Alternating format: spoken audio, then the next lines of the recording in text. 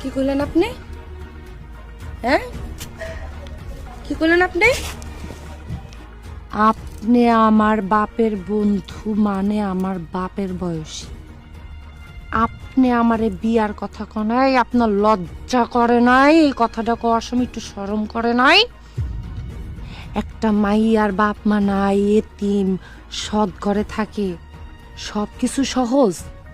হ্যাঁ, আসল রূপে যদি আহি বুইরা, এই ইট দিয়া তোর টাক বরাবর এমন বাড়ি দিমু, তোর গিলু একদম তোর।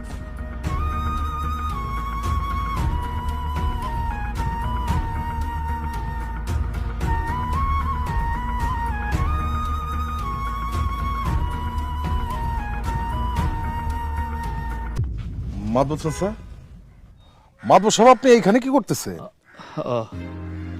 তোমার কাছে এসেছিলাম, তোমার সাথে একটা জরুরি কথা আছে। পরের একটা মায়া লইয়া কেন তুমি টাকা পয়সা খরচ করতেছো? টাকা পয়সা কি তোমার কামড়ায়? তার থেকে আমি তোমার একটা কথা কই, তোমার ওই সৎ বুইন্ডারে আমার সাথে বিয়া দিয়া দেব, তাইলে দেখবা তোমার বাড়ি থেকে তোমার আপত্র বিদায় হয়ে গেল।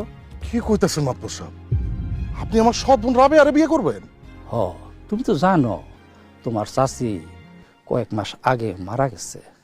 এখন আমি চিন্তা ভাবনা করলাম, তোমার সৎ বোন রাবেয়া যখন তোমার বাড়িতে আছে, আমি বিয়েটা করে ফেলাই।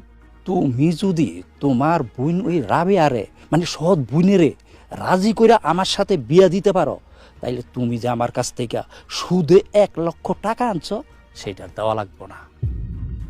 বরংস আমি তোমারে আরো 1,00,000 টাকা বকশিস দিয়ে দেব।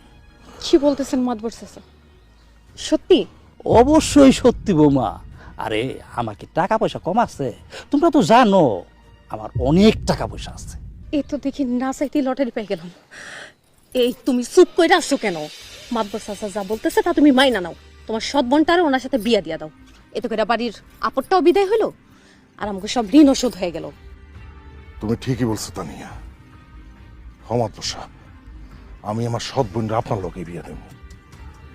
আপনি একটা কাজ করবেন, আজকে রাতের মধ্যে একটা কাজে নিয়ে আমাকে বাড়িতে আইবেন। এমনিতেই রাবে আপনার বিয়ে করবো না জানি, কিন্তু সমস্যা নেই, আপনি এটা নিয়ে চিন্তা করেন না। আমি জোর করে আপনার লোক বিয়ে দিব। শোনো, তুমি কোনো চিন্তা করো না।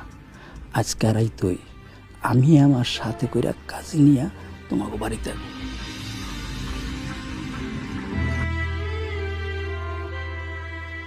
ব্যাপার কি ভাইজান, আপনি ওনাকে নিয়ে এত রাইতে আমার রুমে আইছেন কেন? তোর সাথে একটা জরুরি